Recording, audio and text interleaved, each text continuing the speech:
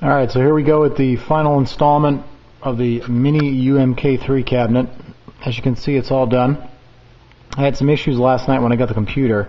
Our good friend Mysterio Zone from YouTube kind of walked me through a scenario of what I did wrong when I disassembled the computer out of its case and installed it in the back.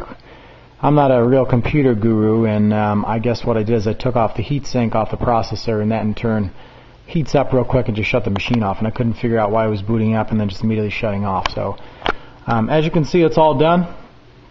I'll go around the back here and I'll show you how I installed everything. I did my best. Now keep in mind I'm not going to have the back on, so I'll use a flashlight here. Here's the speakers up top right there.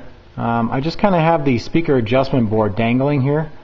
You can kind of see it to change the volume and stuff. I haven't really decided what I'm going to do with that. The fan that came with the computer, I mounted it up top there, so it's blowing down on the processor on the heatsink there. The hard drive is mounted on the side of the cabinet with Velcro. The motherboard is also mounted on the bottom. There's the power supply. This right here is the front piece right here where you'd actually press right here to turn the computer on. There's two USB ports, some lights right here, and then some in ports, I think, for headphones and something else. Here's my power strip right here, and that's pretty much it. You can see the monitor. I used duct tape, on the first one, the duct tape that all. It's kind of a wire tie spaghetti mess in here, but I tried to clean it up as best I could. You can kind of get the full view here. There's a lot of stuff in here. This thing weighs quite a bit. Now that heat sink's on there, the hard drive, and the power supply, I'd probably say it's 45-50 pounds. Everything works great. There's a few tiny things that I want to change up.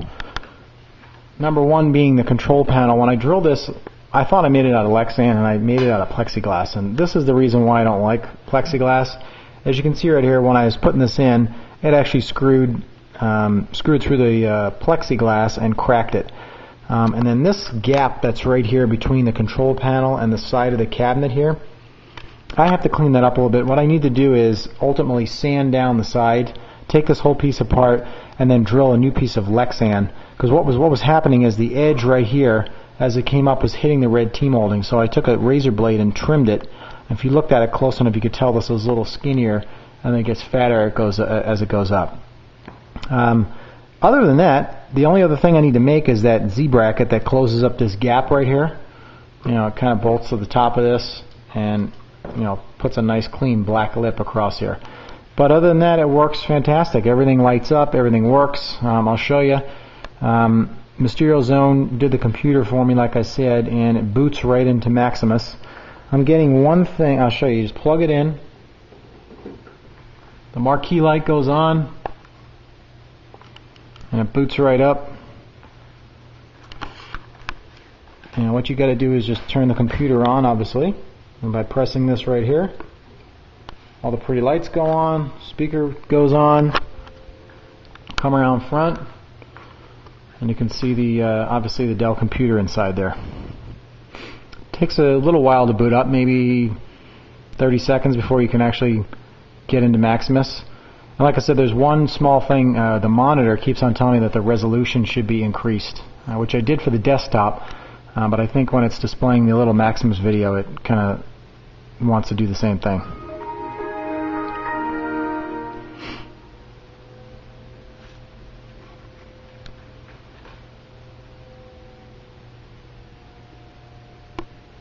The other thing I forgot about was to unlock all the characters on UMK3 and MK3, you need to have a second player.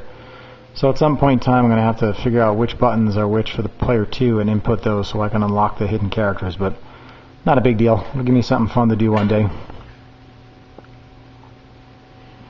As you can see, it boots right into Maximus. It'll play that little video.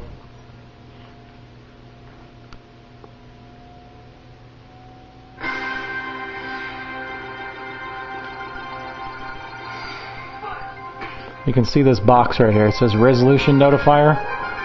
That's the only thing I got to figure out how to get off there. It goes away as soon as you get into Maximus, but when it plays this video, for some reason it's on there.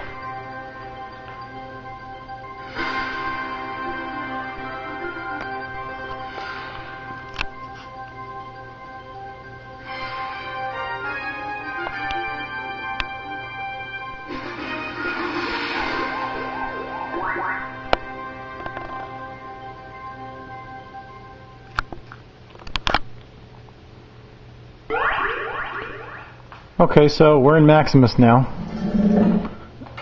Now I don't want too many things on this. So obviously I got Mame. You move the joystick left or right and it changes emulators.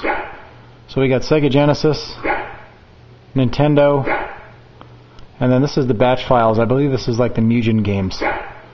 And then some PlayStation games like Mortal Kombat Trilogy. Obviously I wanted that one. I haven't set any of the buttons up on the control panel here. I want to put a couple of them on the side. Or maybe in the front, but I didn't want to screw through here, to actually use as enter, home, end, and escape. So right now you got to press enter on the keyboard, and as you can see in here, I didn't show you guys this. Here's the iPack all wired up. I cleaned it up all nice. Obviously I showed you guys this in the last video, the control panel. But there's a keyboard in here, because you do need to use a keyboard every once in a while. And here's the motherboard. You can see the front. That's where the speaker goes in. The one USB is for the keyboard. The other one I can't remember what that was for.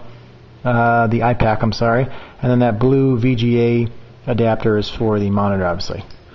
So right now you press enter, and you go in, and then you pick your game. So say you want UMK3. You know, it's got the nice front end where it plays the game and shows you the cabinet's marquee. And then I just close the control panel. So like I said, it's a little bit of a hassle opening and closing the control panel, but I mean, it takes only 2 seconds. And then you press start.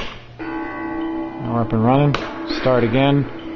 And like I said, the 3 characters are locked because I can't put them in with, you know, player 2.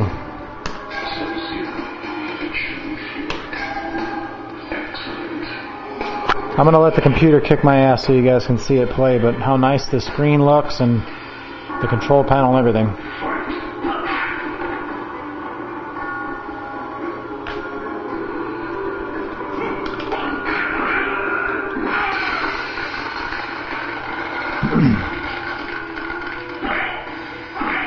So that's about all she wrote. Like I said, I'm very happy with this project.